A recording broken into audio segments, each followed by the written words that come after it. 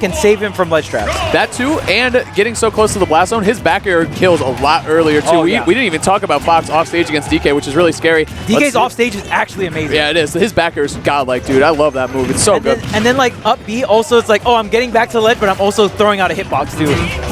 See here, actually, IDK, taking kind of the first blood here again and trying to up B out of the combos, as you pointed out. Xzax, though, on the hunt. Nice little combo. Both these guys swinging right away. I think this is going to be a quick set, Korean. Oh, yeah. This is a very volatile matchup. Okay, IDK gets back on stage. Really, really big deal here. Okay, so let's see how Xzax can push it, but the amount of times IDK is able to get back on stage is going to be a really big deal throughout this match. Yeah, absolutely. Every single one mattering so much because it could be the difference of him getting away scot-clean. Oh my goodness. Great first stock by Xzax, not letting IDK land, catching the DK towards the top blast zone, and we'll be seeing you taking the first stock. But the ding-dong, the equalizer, but no rage!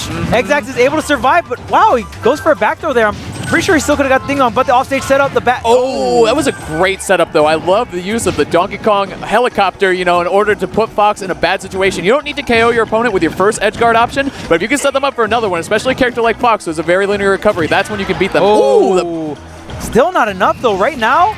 And wow! What a tricky angle and recovery coming out from Xzax. That was bold, man. That was a knowledge check. You know what I mean? Yeah. Say, hey, man, I'm gonna go for this kind of tricky, not a layup to punish option, but definitely an offbeat timing one. So.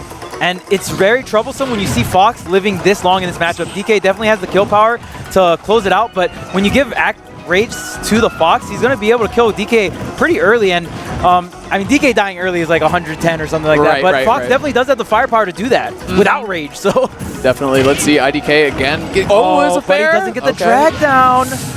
Okay, again, we see IDK going for the delayed up B, trying to hit Xzax again. I mean, IDK just trying to find this first stock. If he can take the first stock, he can swing the match back in his favor, that's for sure. I like the reset on the Smashville platform, but IDK still in a sticky pickle on the ledge here. Okay, Xzax respecting it, doesn't want to overextend. Ooh, that was cool. I like how Xzax kind of hesitated in both those situations. He has a stock lead. He's feeling okay. He's feeling comfortable. He was in control for the majority of that game one. Gave IDK enough room, to breathe, and then took it right away from him. I like that mix-up from Xzax a lot. And it was interesting, too, because the air dodge to the ground, I feel like the forward smash was a DI mix-up because I feel like IDK was DIing out because he was trying to DI an up smash, but he like flew straight to the right. Yeah, exactly. Yeah, it's a good mix-up by pretty Xzax. Tricky. And it's funny because DK's so big, I actually couldn't even tell which smash attack he was doing because he was inside. Exactly. But we do see game one go to Xzax. IDK going back to Smashville.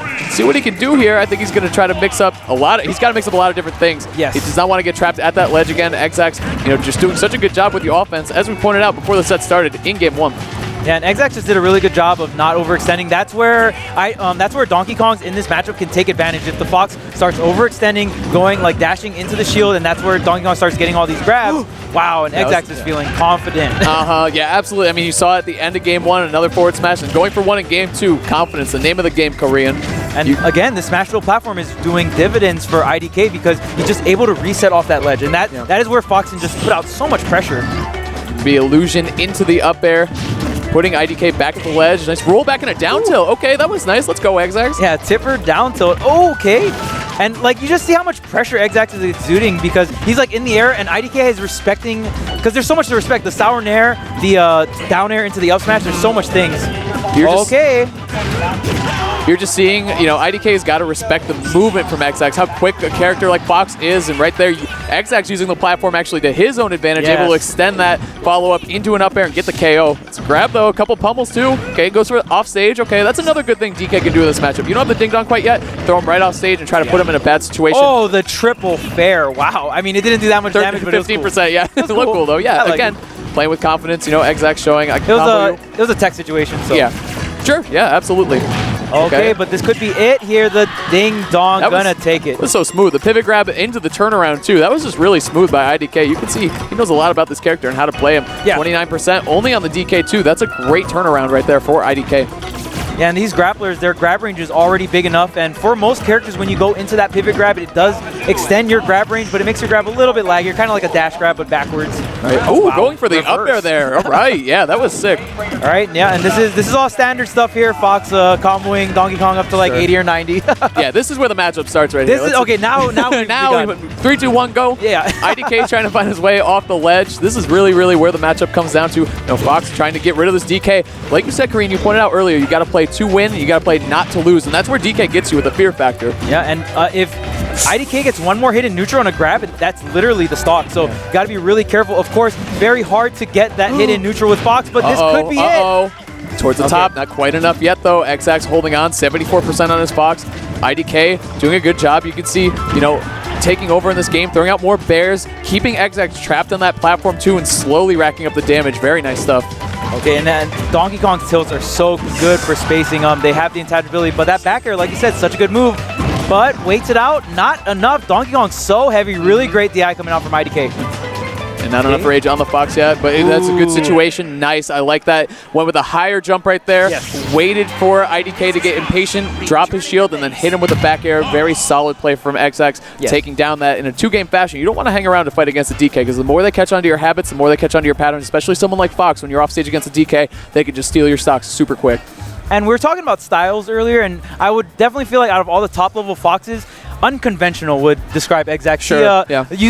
Most of the time you see a lot of Foxes like standing by the edge, shielding, trying to react with those up tilts. We saw a little bit more jump style coming out from Xzax, even like kind of tricky with that full hop coming down with that back air, kind of like switching up his tempo, because iDK did have his shield up, then dropped it, kind of felt safe. So it's so cool how you can like incorporate so many different things into your movement, how you ledge trap. It's really what makes this game unique. There's a lot of good like little hesitations from Xzax. We saw the forward smash in game one there at the end too, the back air to close out both those games. Sometimes I don't want to call it doing nothing, but it is kind of what you're doing. Like, you're just not acting, you're not throwing out, you're jumping, but not doing anything afterwards. You're not throwing out aerials. You don't want to give them an opportunity to react to what you're doing, kind of making them make the first move. I'm going to make you drop your shield first. Yeah, when you put yourself in a position to react, you'll notice your general gameplay becomes a lot more consistent, because like, oh, if my damage output is off of reaction, like, and I can react, then I get more damage in certain situations. So that is definitely something that's really underlooked, I feel. It's like D3 the Mighty Ducks. You make them make the first move. Exactly. You know that movie? Do you get that reference? Or you yeah. Okay, great. Because it's so true in Smash though, because you make them make the first move, you can make them commit to something, then punish them for it, or use their knowledge against them, turn the situation into your favor, start racking up the damage, get a combo, get a KO, man. Yeah, even like slight tempo changes, like, oh, I up tilted your shield like at this timing before, let me wait like half a second, then do the up tilt after you drop the shield or something. Like, just, like messing with all those little intricate rhythms and timings of everything. It's so much fun. And that's what makes the game so much fun. There's just so much going on. And the higher you get up, on the PGR and get up to top level, the more they can catch onto your little habits that you don't even know you have. You know what I mean? Like, do you always short hop in this situation? Do you back air here all the time? They're going to catch you and abuse you for all these things that you've taught yourself and all these things that you overdo, and punish you for it. Move on, take games. So that's why top level play, especially if you're a player, when you're watching it, you're like, wow, they did this little trick. It just it becomes so much fun to watch, and it becomes so engaging. Right. Yeah. Exactly. So I think we're waiting for the next set of combatants to come up here. So again, we are at Genesis 5. This is only day 1, 2 Korean. We've seen a lot of good action up here, a lot of Game 3 situations, a lot of potential upsets, and a lot of actual upsets happening too. Yeah, NorCal really coming out to this tournament. Of course, their home turf, so here in Oakland. Sure. And the venue is so great, man. I like even just checking out, there's all the artists that are there, so supporting all the artists is really cool. They have a bunch of cool Nintendo stuff, or even sometimes outside of Nintendo. So really cool art and beads and stuff you can get. And then I also saw a bunch of DDR machines or arcade machines. Okay. You can just free play on it. It's so fun. They have Third Strike here. That is one of my favorite games of all time. I don't know if you're familiar with Third Strike, but it is really absolutely amazing. Probably the best Street Fighter game that's ever been created, in my opinion. But that game's really fun to watch. It's crazy. It's a crazy game. That's all we need to say. I could go on for days about it, but I'm just going to cut myself out there. It's just an amazing game. Check it out if you ever want to check out a different fighting game. Oh, yeah, for sure. Definitely in that old school genre. I believe that was the third Street Fighter, right? Exactly, yeah. Let's see here. Alright. So I think that's going to be it for us, actually, Korean. Our block is going to be over. It was a pleasure. Yeah, it was so much fun commentating. This is GSM Korean signing out with. And I'm Hazmat, and we'll be seeing you. Alright, peace out, guys.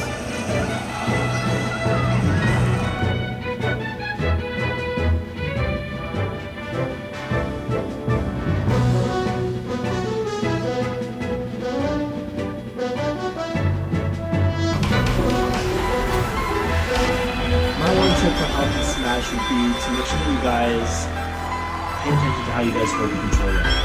Just like in Smash, you guys should worry about the neutral in the sense of always